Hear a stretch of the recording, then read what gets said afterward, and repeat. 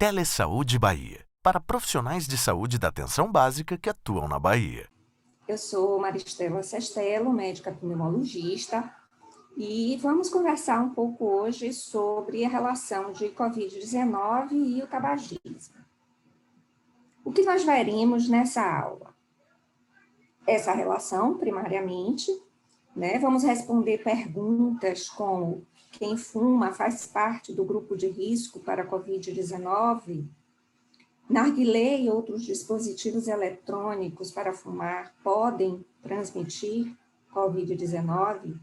Cigarros eletrônicos serão uma alternativa segura ou mais segura durante a pandemia da Covid-19 ou além, depois dela? Nós veremos uns artigos sobre isso. Quem mora com uma pessoa fumante, então um fumante passivo, ele tem mais riscos para a Covid-19? E, por fim, parar de fumar ajuda na prevenção da Covid-19? Vamos lá. Primeiro, que se sabe que tabagismo é uma doença crônica, decorrente de uma situação de dependência química à nicotina, tá? Que é uma das substâncias presentes nas formas de uso de tabaco, tá? Tanto na forma com o tabaco convencional de carteira, como o tabaco mascado, em rolo, e em dispositivos eletrônicos. Só que o tabagismo é um fator de risco também evitável para diversas doenças. E ao longo desse tempo, desde que iniciou, na verdade, a pandemia da Covid-19, se tornou muito mais importante evitar, né, não começar ou interromper o uso do tabaco. A doença pelo coronavírus aconteceu no finalzinho de 2019 e se espalhou para o mundo inteiro a partir de janeiro de 2020, e ainda estamos vivenciando essa situação tão complexa. Ela é uma doença infecciosa e está ainda espalhada por todo o mundo. E quem fuma, de fato, tem maior risco de desenvolver os sintomas graves da doença, da Covid-19. Tá? A doença se chama Covid-19. Vamos lá. Então, o fumante faz parte do grupo de risco para a Covid-19? Sim, ele faz. Porque, basicamente, ele leva a mão à boca para fumar. Para isso, ele tira a máscara, ele leva a boca nesse movimento, ele se expõe, quando ele tira a máscara, ele expõe o outro para se contaminar, e a própria manipulação, se essa mão estiver suja, contaminada com o vírus, ele leva facilmente a boca e se contamina. Esse é o primeiro motivo. O segundo, o cigarro danifica o trato respiratório dos indivíduos. Então, quando o SARS-CoV, que é o vírus, ele penetra na via aérea desse indivíduo, essa já é uma via aérea que já está danificada. Então, com isso, a chance de fazer a apresentação das formas graves é muito maior. E o uso de narguilé, e quando a gente fala de narguilé, a gente está falando também dos outros dispositivos eletrônicos, o cigarro eletrônico, o pod, as cigarrilhas, todas as outras formas que estão ditas agora como que não fazem mal à saúde, né? E isso é uma mentira, elas fazem mal à saúde, sim. Então, o compartilhar de piteiras, por exemplo, do narguilé, é um fator de risco significativo, porque o indivíduo que está pitando ali, ele pode estar doente e contamina todo o restante. E isso não é só para o Covid, para tuberculose, para herpes vírus, herpes labial e outras doenças, como pneumonia, por exemplo. O narguilé, o que ele contém tabaco, na maioria das vezes, apesar de que a criatividade humana dispõe de colocar diversas outras substâncias no instrumento, tá? Ele prejudica também, ele causa danos ao tecido pulmonar. E já existem trabalhos da própria Síria, Líbia, que mostram essa relação entre o uso de narguilé e o diagnóstico precoce de doença pulmonar obstrutiva crônica, principalmente em mulheres, porque nessas áreas do Oriente Médio, quem mais fuma o narguilé são as mulheres.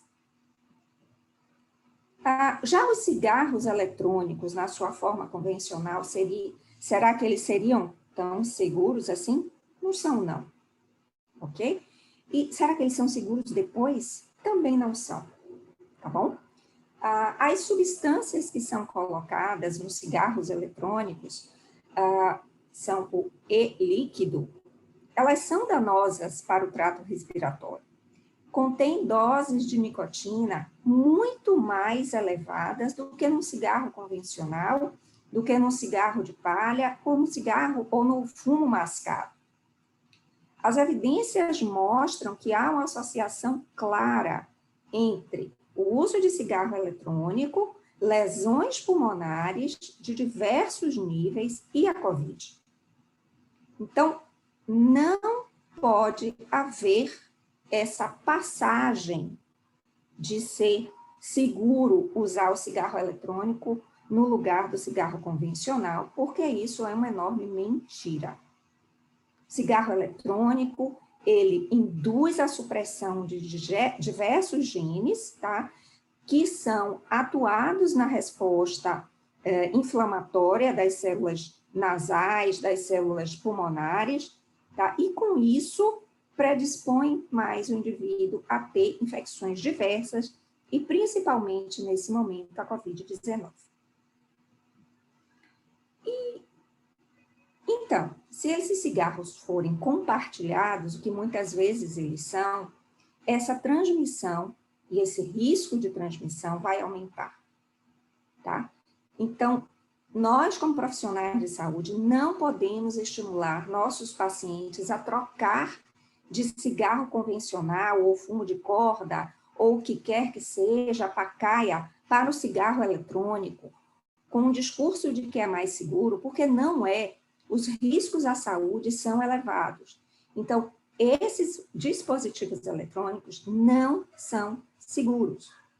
Então, os cigarros eletrônicos são alternativa segura ou mais segura do que o cigarro convencional? Não, não são, tá? O risco de transmissão, principalmente com o compartilhamento desses dispositivos, é muito alto. Então, não deve ser estimulado. O indivíduo usuário de tabaco deve parar completamente o tabaco e não trocar por cigarro eletrônico. Por quê? Porque o cigarro eletrônico também induz risco à saúde, igualzinho que o cigarro convencional. Então, o usuário de tabaco que desejar deixar de fumar deverá fazer o tratamento habitual, que é a terapia cognitivo-comportamental e o uso da terapia de reposição de nicotina ou até a bupropiona. Nada de mudança para cigarro eletrônico como alternativa para deixar de fumar, porque isso não existe. Os estudos mostram que não há efetividade nessa troca. Há uma associação clara, sim, entre fumar cigarro eletrônico e fumar cigarro convencional e COVID-19. Esse é um trabalho que foi feito com 4.351 participantes em 50 estados americanos, que mostrou que a ocorrência de sintomas de COVID era quase 2 vezes mais provável em afro-americanos, hispânicos, outros indivíduos com vulnerabilidade social, obesos, tá? 1,8 vezes mais provável entre lésbicas, gays, bissexuais, transgêneros, indivíduos questionadores, tá? Movimentadores sociais, indivíduos em situação de vulnerabilidade, de riscos, agressão, e 1,6 vezes mais provável naqueles indivíduos que não cumpriam o isolamento social. Olha que interessante. E eles observaram que naqueles indivíduos que tiveram diagnóstico de COVID, os indivíduos que estavam usando apenas cigarro eletrônico, eles tinham 5 vezes maior probabilidade, com intervalo de confiança de 1,8 a 13,6, é um intervalo grande, mas é um intervalo real, tá? Que é acima de 1. Para aqueles indivíduos que usavam tanto o cigarro comburente quanto o cigarro eletrônico, era de 7 vezes mais provável de ter COVID, tá? Também com intervalo de confiança grande, mas continuo dizendo acima de 1. E entre o indivíduo que tinha fumado um dos dois tipos, tanto o cigarro convencional quanto o cigarro eletrônico, nos 30 dias anteriores ao diagnóstico de COVID, eles tinham 6,8 vezes mais probabilidade de terem a doença. E esse, com intervalo de confiança muito maior do que 2, tá? Em todas essas situações, ou o uso dual, né, das duas formas, tá? O uso apenas do cigarro eletrônico, ou só nos últimos 30 dias, eles impõem risco elevado para contrair a doença. Então, o que é que se observou também? Para aqueles indivíduos que fizeram uso nos 30 dias, nos últimos 30 dias antes do diagnóstico, tá? Eles tiveram 9 vezes mais probabilidade do uso dual, tá? E 2,5 vezes, ou 2,6, em indivíduos que usaram somente o cigarro eletrônico. Então, para aquele indivíduo que usava os dois, os sintomas estavam presentes 4,7, 5 vezes mais provável. Então, o que isso quer dizer para a gente? Fumar cigarro eletrônico, fumar cigarro convencional ou fumar os dois é risco elevado, de novo, para COVID-19.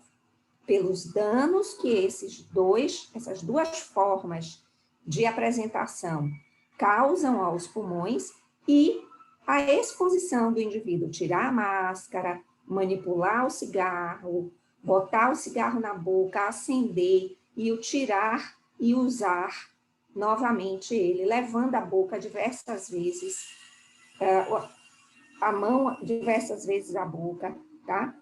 Impondo um risco maior para esses indivíduos. Então, os resultados mostram que essa associação é danosa, tá? E se sugere uma regulamentação mais firme e o aconselhamento de imagens de prevenção, que é o que nós estamos fazendo aqui. Nós estamos passando a informação aos profissionais de saúde que essa relação é verdadeira, que nenhuma forma de uso de cigarro é segura e que todas elas precisam ser evitadas. Essa meta-análise mostrou um pouquinho da associação, tá? Da COVID com o tabagismo. E o que se mostrou? Que a exposição ao fumo, tanto de ex-fumantes quanto de fumantes atuais, foi observada em 221 casos de COVID confirmados.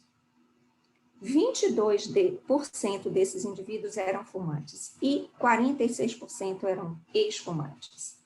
Então, o cálculo de risco relativo mostrou que para fumantes atuais, eles tinham um risco de 1,45 vezes, 1,5 vezes mais provável de ter COVID-19 e ter complicações graves, que é pior ainda. E principalmente quando se comparava com ex-fumantes e com quem nunca fumou.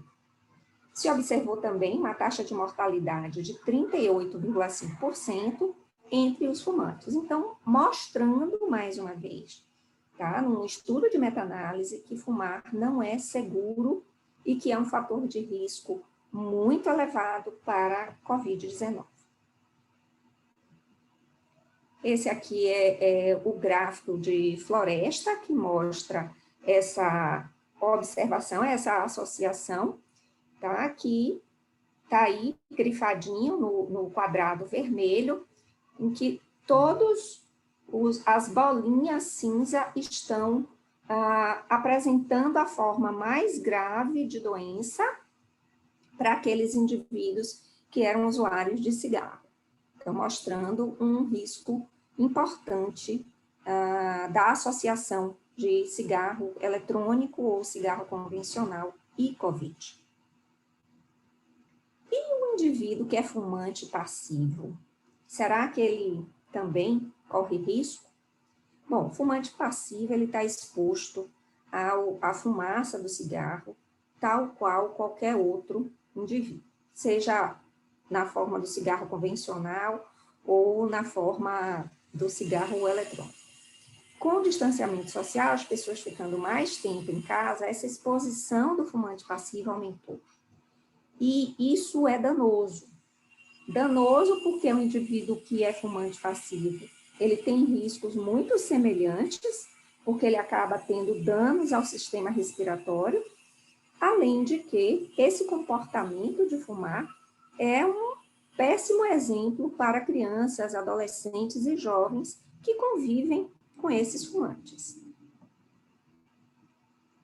E será que parar ajuda na prevenção? Sim. Há estudos e há evidências que sugerem que indivíduos que reduzem o tabagismo antes de parar completamente, eles já reduzem o risco. Agora, quanto mais cedo o indivíduo deixar de fumar, é melhor, porque mais cedo ele vai diminuir o risco. Ninguém está dizendo aqui que parar de fumar é fácil. Para isso, nós profissionais de saúde estamos presentes para ajudar esses indivíduos. Então, esse último slide para mostrar para vocês, assim, é sempre benéfico parar mais cedo ou mais tarde, para reduzir os riscos associados ao tabagismo, quanto mais cedo, melhor, pois há evidências claras que dizem que a redução de cigarros fumados já tem algum efeito benéfico na saúde. Então, quanto mais cedo, melhor.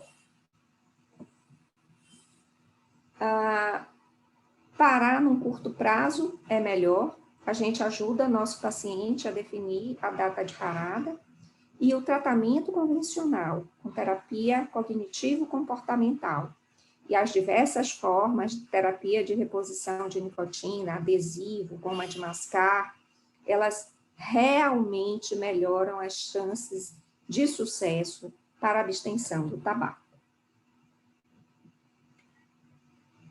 Independente do benefício, né, de deixar de fumar, 12 horas sem fumar já melhora muito a função pulmonar. E nesse momento, ainda é preciso evitar aglomeração, lavar mão com água e sabão, ou usar álcool em gel, não compartilhar objetos pessoais, manter ambientes bem ventilados e deixar de fumar mesmo, porque reduz o risco de desenvolver a forma mais severa.